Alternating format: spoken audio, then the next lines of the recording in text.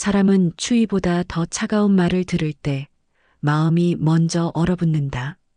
그날의 겨울은 유난히 길었고 그 한밤의 문턱에서 한 아이가 세상 밖으로 밀려났다. 그리고 그 아이는 18배 뒤 다시 그 문 앞에 서게 된다. 그날의 공기에는 냉기가 아니라 결심이 섞여 있었다. 한겨울이었다. 눈은 쉴 새 없이 내리고 있었으며 바람은 골목을 휘감으며 낮은 울음소리를 냈다. 초등학교 3학년이던 도윤은 그 추위 속에서 집 밖으로 쫓겨나고 있었다.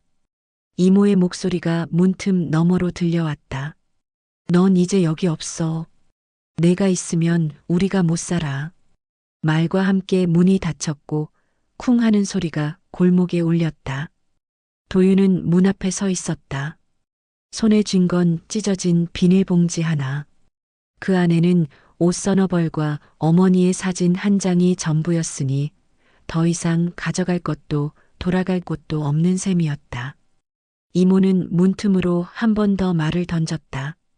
엄마 죽고 나서 내가 얼마나 짐인지 알아? 도윤은 대답하지 않았다. 대답할 말이 없었기 때문이며 어쩌면 대답하고 싶지 않았는지도 모를 일이었다. 이모의 말은 칼처럼 날카로웠고 그 칼날은 이미 도윤의 가슴 깊숙이 박혀 있었으니까. 눈은 계속 내리고 있었다. 도윤의 머리 위로, 어깨 위로, 발등 위로 하얗게 쌓여가며 그를 덮어갔다. 그는 움직이지 않은 채 서 있었는데 움직일 곳이 없었기 때문이다. 몇 분이 지났을까? 도윤은 천천히 발을 옮기기 시작했다. 눈길 위로 작은 발자국이 하나씩 찍혀나갔고 그 발자국은 곧 눈에 묻혀 사라질 운명인 듯했다. 도윤은 뒤를 돌아보지 않았다. 돌아봐야 볼 것도 기다릴 사람도 없었으니까. 골목을 빠져나갈 때 도윤은 생각했다. 가족이라는 건 이렇게 쉽게 끝나는 거구나. 그 생각은 슬픔보다 담담했고 분노보다 차가웠다. 감정이 얼어붙어 버린 것 같았으니 마치 이 겨울 공기처럼. 바람이 불어왔다. 비닐봉지가 펄럭이며 소리를 냈고 그 안에서 어머니의 사진이 살짝 보이는 게 아닌가. 도윤은 봉지를 꽉 쥐었다. 손이 시렸지만 놓을 수 없었으니 이제 남은 건 이것뿐이었기 때문이다. 눈은 그의 발자국을 덮기 시작했다. 마치 처음부터 아무도 없었던 것처럼. 도윤이 걸었던 흔적은 하나씩 지워지고 있었고 세상은 그를 기억하지 않으려는 듯 보였다. 도윤은 걸었다. 어디로 가는지도 모른 채 그저 걸을 뿐이었으니 발이 시렸고 몸이 떨렸지만 멈출 수 없었다. 멈추면 얼어 죽을 것 같았으니까. 몸이 아니라 마음이. 그날 밤 도윤은 공원 벤치에서 잠들었다. 눈을 이불 삼아 추위를 베개 삼으며 하늘에서는 계속 눈이 내렸고 도윤의 작은 몸을 조용히 덮어갔다. 꿈을 꾸지 않았다. 꿈조차 그를 찾아오지 않는 밤이었으니 어쩌면 꿈도 도윤을 버린 것일까? 아니면 도윤에게 더 이상 꿀 꿈이 남아있지 않았던 걸까? 아침이 왔을 때 도윤은 눈을 떴다. 몸은 얼어붙어 있었지만 심장은 뛰고 있었으니 살아있었다는 뜻이었다. 아직은 살아야 한다. 도윤은 그렇게 중얼거렸다. 누구에게 하는 말인지도 모른 채 어쩌면 자신에게 하는 다짐이었을지도 모르는 일이었다. 살아야 한다고. 어떻게든. 벤치를 떠났다. 발자국은 다시 쌓이고 그리고 다시 지워지는 중이었다. 도윤은 거리를 헤맸고 사람들은 그를 보지 않았으니 아니 보고도 못 본 척했다는 게 맞을 것이다. 겨울거리의 아이는 너무 흔한 풍경이었으니까. 며칠이 지났다.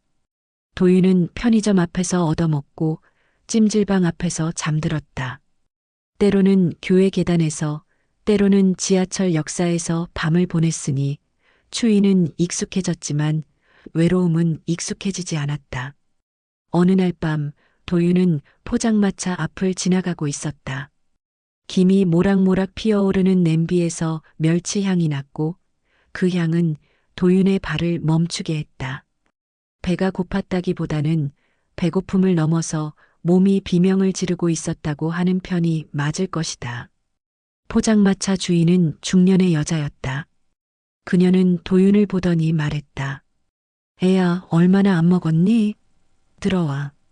도윤은 고개를 저었다. 돈이 없었기 때문이다. 하지만 주인은 웃으며 말했다. 돈은 나중에. 일단 먹고. 그날 도윤은 생애 처음으로 남이 준 국수를 먹었다. 뜨거운 국물이 목을 타고 내려가며 몸을 녹였고 눈물이 나기 시작했다. 왜 우는지 몰랐지만 그저 눈물이 흘러내렸다. 포장마차 주인 박영희는 도윤에게 말했다. 설거지 도와주면 밥값은 없는 거야. 내일도 와. 도윤은 고개를 끄덕였다. 그리고 그날부터 도윤은 포장마차에서 설거지를 시작했으니 박영희는 도윤에게 국수 삶는 법을 가르쳐줬고 도윤은 그 따뜻함을 기억하게 되었다. 세상이 차갑다고 해서 모든 사람이 차가운 건 아니었으니까. 그날의 추위는 눈 때문이 아니었다. 도윤은 거리에서 살아가는 법을 배워야 했다. 첫 일주일은 공원 벤치에서, 그 다음 주는 지하철 역사에서, 그리고 찜질방 앞 계단에서 밤을 보냈다. 추위에는 익숙해졌지만 외로움만큼은 익숙해지지 않았으니 그게 더 견디기 힘들었다.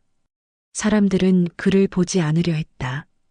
도윤이 지나가면 시선을 돌렸고 손을 내밀면 발걸음을 재촉하며 멀어졌다. 도시의 겨울은 날씨보다 사람이 더 차가웠으니까. 편의점 앞에서 버려진 삼각김밥을 주워 먹었다. 유통기한이 지난 도시락을 얻어먹기도 했는데 배는 채워졌지만 마음은 점점 비어갔다. 도윤은 무감각해져 갔다. 슬픔도 분노도 희망도 느껴지지 않는 채로 어느 날 도윤은 고아원에 들어가게 되었다. 그곳은 따뜻했지만 차가웠다. 밥은 나왔지만 정은 없었고 잠자리는 있었지만 집이 아니었으니까. 도윤은 그곳에서 1년을 보냈다. 아무것도 바라지 않으며 아무것도 기대하지 않으며 13살이 되던 해 도윤은 고아원을 나와 공장으로 갔다. 기계가 돌아가는 소리 속에서 하루를 보냈고 손에는 상처가 생겼으며 몸은 점점 지쳐갔지만 돈이 생겼다. 적은 돈이었으나 도윤에게는 처음으로 손에 쥔 생존이었다. 그렇게 2년이 흘렀다. 도윤은 15이 되었고 공장을 그만두게 되었다. 더 이상 그곳에서 배울 것도 얻을 것도 없었기 때문이다. 다시 거리로 나왔다. 이번엔 좀 더 나은 옷을 입고 좀 더 나은 신발을 신은 채로. 하지만 여전히 혼자였다. 어느 겨울밤이었다. 도윤은 걷고 있었는데 배가 고팠다기보다는 몸이 비명을 지르고 있었다. 며칠째 제대로 먹지 못했으니 몸이 휘청거렸고 발걸음이 무거워지는 중이었다. 그때 어디선가 냄새가 났다. 멸치향. 깊고 진한 뜨거운 국물의 향이었다. 도윤의 발이 멈춰섰다. 고개를 들어보니 골목 끝에 작은 포장마차가 보이는 게 아닌가. 김이 모락모락 피어오르고 있었다. 도윤은 천천히 다가가며 포장마차 안을 들여다보았다. 중년의 여자가 서 있었고 그녀는 냄비를 저으며 무언가를 중얼거리는 중이었다. 도윤은 그 앞에 멈춰섰다. 여자가 고개를 들더니 잠시 멈칫했다. 그리고 말을 건넸다. 애야, 얼마나 안 먹었니? 들어와. 도윤은 고개를 저으며 돈이 없다고 말하려 했다. 하지만 여자는 웃으며 손짓했다.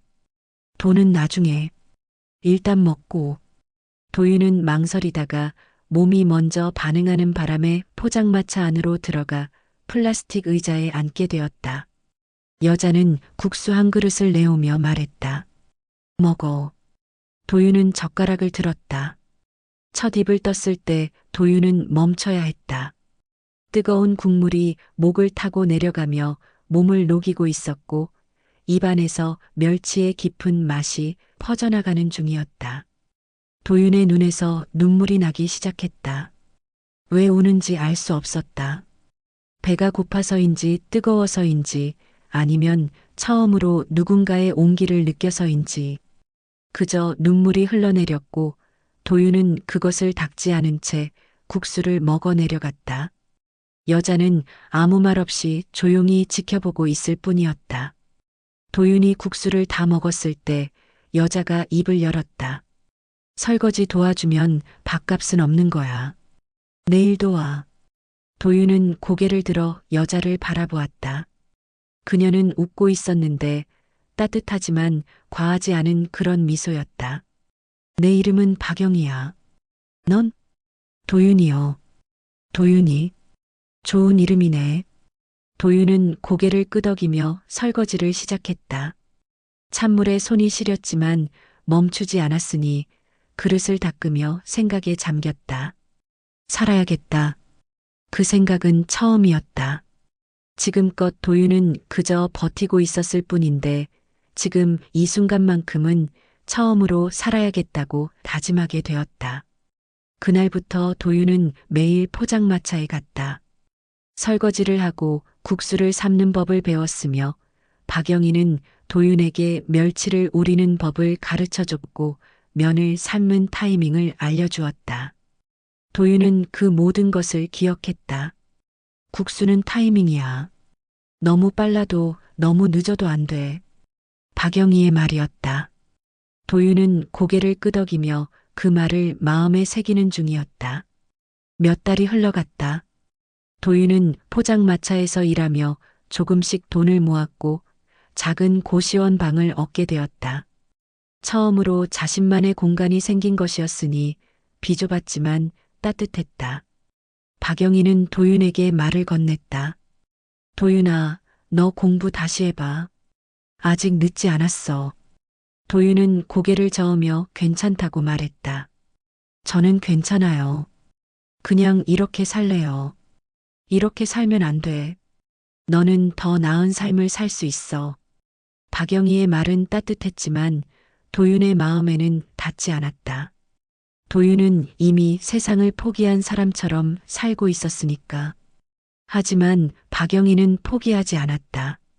그녀는 도윤에게 검정고시 책을 사다 줬고 틈틈이 공부하라고 말을 건넸다. 도윤은 처음엔 거부했지만 결국 책을 펼치게 되었다. 그렇게 또 1년이 흘러갔다. 도윤은 검정고시를 통과했고 대학에 들어가게 되었다. 경영학과였다. 장학금을 받았고 낮에는 학교에 다니며 밤에는 포장마차에서 일하는 생활이 시작되었다. 박영희는 웃으며 말을 건넸다. 봐, 내가 뭘 했어. 너는 할 수 있다고. 도윤은 고개를 끄덕이며 생각에 잠겼다. 이 은혜는 평생 잊지 않을 거야. 국수 한 그릇의 향이 마음 깊은 곳에 얼음을 녹였다. 그날의 따뜻함은 배가 아니라 마음을 채웠고 도윤은 그 온기를 평생 기억하게 될 것이었다. 도윤은 대학을 졸업했다. 경영학을 전공했고 성적은 상위권이었으며 졸업과 동시에 중소식품 유통회사에 취직하게 되었다. 월급은 많지 않았지만 안정적이었고 도윤은 그것으로 충분했다. 낮에는 회사에서 일했고 밤에는 박영희의 포장마차를 도우며 시간을 보냈다. 그녀는 도윤을 아들처럼 대했고 도윤은 그녀를 어머니처럼 여기게 되었다. 도윤아, 이제 그만 쉬어도 돼. 내가 직장인이잖아. 박영희가 말했지만 도윤은 고개를 저었다. 전 괜찮아요. 여기가 좋아요. 그 말은 진심이었다. 포장마차는 도윤에게 단순한 일터가 아니었으니 살아있다는 것을 느낄 수 있는 유일한 공간이었다. 어느 날이었다. 도윤은 회사 업무로 거래처를 방문하게 되었다. 중형 식당이었는데 인테리어가 깔끔했고 손님도 제법 있는 듯 보였다. 도윤은 서류를 들고 사장실로 들어갔다. 문이 열렸다. 그리고 도윤은 멈춰섰다. 사장실에 앉아 있는 여자를 보는 순간 도윤의 숨이 멎었다. 얼굴이 낯익었다. 아니, 낯익은 정도가 아니라 잊을 수 없는 얼굴이었다. 이모였다. 그날 한겨울 눈보라 속에서 자신을 쫓아냈던 그 사람이었다. 도윤은 서류를 꽉 쥐었다. 손이 떨렸지만 표정은 무너뜨리지 않으려 애썼다. 이모는 도윤을 보더니 무심하게 말했다. 앉아요. 거래건 보러 왔다고요? 도윤은 고개를 끄덕이며 자리에 앉았다. 이모는 도윤을 알아보지 못하는 듯했다. 당연했다. 그때의 도윤은 초등학생이었고 지금의 도윤은 성인이었으니까. 도윤은 차분하게 설명을 시작했다. 저희 회사에서 식자재 공급을 맡고 있습니다. 가격 대비 품질이 좋으니 검토해 주시면. 이모는 서류를 훑어보더니 코웃음을 쳤다. 가격이 이 정도면 품질이 별로겠네요. 우리 식당은 고급 재료만 쓰거든요. 도윤은 말을 잇지 못했다. 이모는 서류를 밀어내며 말을 이었다. 그리고 말이에요. 요즘 포장마차 같은 데서 장사하는 사람들 있잖아요. 그런 거 지저분하고 수준 낮아 보이지 않아요? 우리는 그런 거랑은 달라요. 도윤의 손이 떨렸다. 포장마차. 박영희를 말하는 것인가? 도윤은 입술을 깨물었다. 말하고 싶었다. 당신이 누군지 안다고, 당신이 나한테 뭘 했는지 기억한다고. 하지만 도윤은 참았다. 알겠습니다. 그럼 다음 기회에. 도윤은 자리에서 일어나 고개를 숙이고 밖으로 나왔다. 문을 닫는 순간 다리에 힘이 풀렸다. 벽에 기대어 숨을 몰아쉬었다. 그 사람이었다. 도윤은 주먹을 쥐었다. 분노가 치밀어 올랐지만 동시에 무력감도 느껴졌다. 복수하고 싶었지만 어떻게 해야 할지 몰랐다. 그날 밤 도윤은 포장마차로 갔다. 박영희는 평소처럼 국수를 삶고 있었고 도윤은 설거지를 시작했다. 하지만 손이 떨렸고 그릇이 미끄러져 바닥에 떨어졌다. 도윤아, 괜찮아? 박영희가 다가왔다. 도윤은 고개를 끄덕이며 그릇을 주워 담았다. 괜찮아요. 그냥 좀 피곤해서요. 박영희는 도윤의 어깨를 두드렸다. 힘들면 쉬어. 무리하지 마. 도윤은 미소를 지으려 했지만 잘 되지 않았다. 박영희는 국수 한 그릇을 내왔다. 먹어. 이거 먹으면 좀 나아질 거야. 도윤은 국수를 받아들고 한 입 떴다. 따뜻한 국물이 목을 타고 내려가며 몸을 녹였지만 마음은 여전히 차가웠다. 며칠이 지났다. 도윤은 이모에 대한 정보를 알아보기 시작했다. 그녀가 운영하는 식당은 겉으로는 잘 되는 것처럼 보였지만 실상은 달랐다. 빚이 많았고 손님도 점점 줄어들고 있다는 소문이었다. 도윤은 생각에 잠겼다. 도와야 할까? 아니면 그냥 지나쳐야 할까? 이모는 자신을 내쫓았던 사람이었다. 한겨울 눈보라 속에서 문을 닫았던 사람이었고 지금도 포장마차를 비웃는 사람이었다. 하지만 동시에 도윤은 박영희를 떠올렸다. 박영희는 도윤이 아무것도 아니었을 때 손을 내밀었던 사람이었다. 그녀는 따뜻했고 관대했으며 도윤에게 살아갈 이유를 준 사람이었다. 도윤은 고민했다. 내가 이모를 도와주면 박영희처럼 되는 걸까? 아니면 그냥 바보가 되는 걸까? 그 질문에 답은 없었다.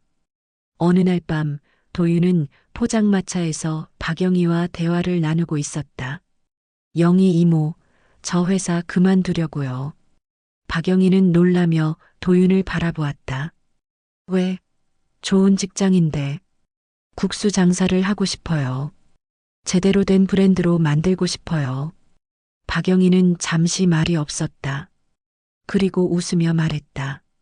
그래. 내가 하고 싶은 거 해. 나는 응원할게. 도윤은 고개를 끄덕였다. 그리고 생각했다. 국수는 타이밍이야. 박영희의 말이 떠올랐다. 너무 빨라도 너무 늦어도 안 된다는 그 말이. 도윤은 회사를 그만두고 사업을 시작하기로 결심했다. 작은 국수집부터 시작해서 천천히 브랜드를 키워갈 생각이었다. 그리고 며칠 뒤 도윤은 이모의 식당이 문을 닫았다는 소식을 들었다. 빚을 갚지 못해 폐업했다는 것이었다. 도윤은 그 소식을 듣고 잠시 멍하니 서 있었다. 이제 어떻게 하지?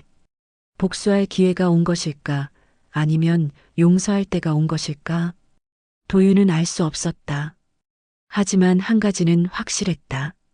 이 세상엔 따뜻한 손과 차가운 눈이 공존한다는 것. 그리고 도윤은 그 사이 어딘가에 서 있다는 것. 도윤은 천천히 걸음을 옮겼다. 어디로 가는지는 몰랐지만 가야 할 곳이 있다는 것만은 알고 있었다. 도윤은 회사를 그만뒀다. 사표를 내고 나오는 길에 홀가분했지만 동시에 두려웠다. 이제부터는 자신의 힘으로 살아가야 했으니까. 박영희는 도윤을 응원했다. 국수 장사는 쉽지 않아. 하지만 내가 하면 잘할 거야. 도윤은 고개를 끄덕이며 준비를 시작했다. 작은 점포를 얻었고 인테리어를 직접 했으며 메뉴판을 만들었다. 모든 것이 박영희에게 배운 그대로였다.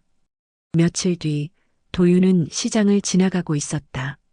재료를 구하러 온 길이었는데 문득 익숙한 뒷모습이 눈에 들어왔다.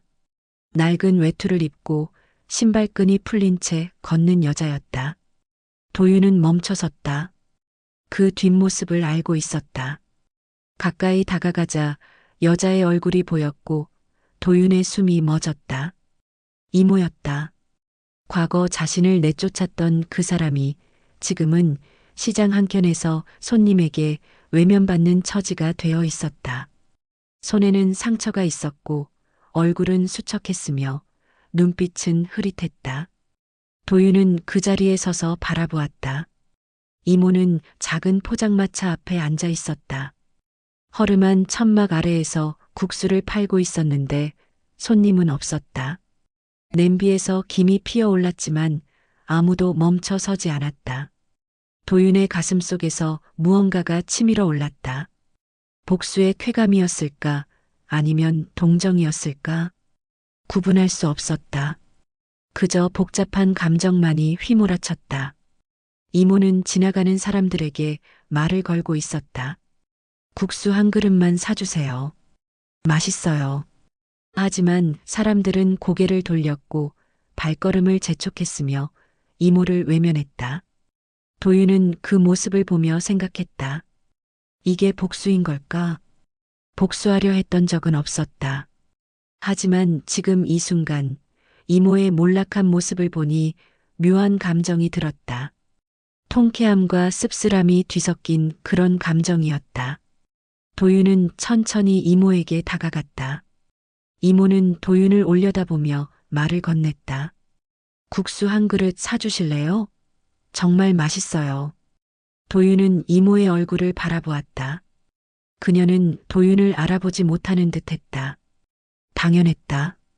그때의 도윤은 어린아이였고 지금의 도윤은 어엿한 성인이었으니까. 도윤은 잠시 말이 없었다. 머릿속에서 여러 생각이 스쳐 지나갔다. 그날 한겨울의 추위, 이모의 차가운 말, 찢어진 비닐봉지, 어머니의 사진, 그리고 박영희의 따뜻한 국수 한 그릇. 도윤은 입을 열었다. 국수 한 그릇 주세요. 이모는 반가워하며 국수를 삶기 시작했다. 도윤은 플라스틱 의자에 앉아 그 모습을 바라보았다. 냄비에서 김이 피어올랐고 멸치 향이 공기 중에 퍼졌다. 도윤은 생각했다. 이 사람도 국수를 삶고 있구나. 아이러니했다. 자신을 내쫓은 사람이 지금은 자신과 같은 방식으로 살아가고 있다니. 국수를 삶으며 손님을 기다리며 하루하루를 버티고 있다니. 이모는 국수 한 그릇을 내왔다. 여기요. 천천히 드세요. 도윤은 국수를 받아들었다. 뜨거운 김이 얼굴을 스쳤고 멸치 향이 코끝을 자극했다. 도윤은 젓가락을 들어 한 입 떴다. 맛이 없었다. 아니, 맛이 없다기보다는 정성이 없었다. 국물은 묽었고 면은 퍼져 있었으며 멸치 향은 약했다. 박영희의 국수와는 비교할 수 없었다. 도윤은 국수를 다 먹었다. 돈을 내려는데 이모가 손을 저었다. 아니에요. 그냥 드세요. 오늘 첫 손님이시거든요. 도윤은 멈췄다. 첫 손님. 그 말이 가슴에 박혔다. 이모는 하루 종일 아무도 오지 않는 포장마차에서 혼자 기다리고 있었던 것이다. 도윤은 지갑을 꺼내 돈을 내밀었다. 받으세요. 국수값이에요. 이모는 망설이다가 돈을 받았다. 그리고 고개를 숙이며 말했다. 감사합니다. 도윤은 자리에서 일어났다. 그리고 한 걸음 물러서서 이모를 바라보았다. 이모는 여전히 고개를 숙인 채 서 있었고 도윤은 천천히 입을 열었다. 이모. 이모가 고개를 들었다. 도윤과 눈이 마주쳤다. 저 기억 안 나시죠? 이모는 고개를 갸우뚱했다. 도윤은 잠시 말을 멈췄다가 이어갔다. 18년 전 겨울이었어요. 이모가 저를 쫓아냈던 날. 이모의 얼굴이 굳어졌다. 도윤은 계속 말했다. 그날 눈이 많이 왔어요. 저는 비닐봉지 하나 들고 집 밖으로 나왔죠. 이모가 문을 닫았을 때 저는 어디로 가야 할지 몰랐어요. 이모의 손이 떨리기 시작했다. 도윤이? 도윤은 고개를 끄덕였다. 네, 저예요. 이모는 말을 잇지 못했다. 입술이 떨렸고 눈빛이 흔들렸으며 손에서 국자가 떨어졌다. 국자는 바닥에 떨어져 소리를 냈다. 도윤은 차분하게 말을 이었다. 저는 그날 이후로 혼자 살았어요. 거리에서, 고아원에서, 공장에서 그렇게 살다가 한 분을 만났어요. 저한테 국수 한 그릇을 주신 분이요. 이모는 고개를 떨구었다. 도윤은 계속했다. 그분은 저한테 타이밍을 가르쳐 주셨어요. 국수는 타이밍이라고. 너무 빨라도 너무 늦어도 안 된다고. 이모의 눈에서 눈물이 흘러내렸다. 도윤은 한 걸음 다가갔다. 이모, 저는 이모를 미워하지 않아요. 미워할 수도 있었지만 그러지 않기로 했어요. 왜냐하면 저한테 따뜻함을 가르쳐 준 분이 계시니까요. 도윤은 주머니에서 명함 한 장을 꺼냈다. 제가 국수집을 열었어요. 다음 주에 오픈해요. 시간 되시면 한번 오세요. 명함을 이모의 손에 쥐어주고 도윤은 뒤돌아섰다. 이모는 명함을 꽉 쥔 채 서 있었고 눈물은 멈추지 않았다. 도윤은 걸으며 생각했다. 복수는 이렇게 차가운 거구나. 하지만 동시에 마음이 가벼워졌다. 무거운 짐을 내려놓은 것 같았다. 분노도 증오도 원망도 모두 사라졌다. 그날 밤 도윤은 박영희의 포장마차로 갔다.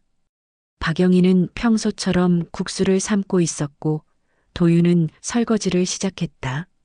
한참을 말없이 일하다가 도윤이 입을 열었다. 영희 이모, 국수는 참 이상하죠. 뭐가? 따뜻한데 마음을 아프게 해요. 박영희는 잠시 미소 짓고 아무 말 없이 국자를 들어 국수를 저어 주었다.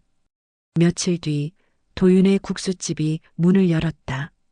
간판에는 도윤국수라고 적혀 있었고 첫날부터 손님들이 줄을 섰다. 박영희도 왔고 친구들도 왔으며 낯선 사람들도 왔다. 도윤은 가게 앞에 서서 간판을 바라보았다. 하늘을 올려다보니 구름이 천천히 흘러가고 있었다. 도윤은 박영희의 말을 떠올렸다. 국수는 타이밍이야. 도윤은 미소 지었다. 그리고 가게 안으로 들어가 국자를 들었다. 새로운 시작이었다. 도윤의 국수집은 자리를 잡았다. 오픈한 지 3개월이 지났고 손님은 끊이지 않았으며 입소문은 점점 퍼져나갔다. 사람들은 도윤의 국수가 특별하다고 말했다. 여기 국수는 뭔가 달라요. 따뜻해요. 손님들의 말이었다. 도윤은 그 말을 들을 때마다 박영희를 떠올렸다. 매일 새벽 도윤은 가게에 가장 먼저 도착했다. 불을 켜고 냄비에 물을 올리고 멸치를 넣어 국물을 우려냈다. 김이 피어오르면 도윤은 가만히 서서 그 향을 맡았다. 멸치의 깊은 향. 그 향은 도윤에게 과거를 떠올리게 했다. 박영희의 포장마차에서 처음 먹었던 국수 한 그릇. 그날의 따뜻함이 아직도 도윤의 마음속에 남아 있었다. 그 온기가 도윤을 여기까지 이끌었고 지금 도윤은 그 온기를 다른 사람들에게 전하고 있었다. 박영희는 여전히 포장마차를 지키고 있었다. 도윤이 가끔 찾아가면 그녀는 웃으며 말했다. 잘하고 있네. 내 국수 맛있더라. 영희 이모한테 배운 거예요. 아니야. 내가 만든 거야. 박영희는 항상 그렇게 말했다. 도윤은 고개를 끄덕이며 미소 지었지만 속으로는 생각했다. 이모의 국수는 식었지만 영희 이모의 온기는 여전히 따뜻하다.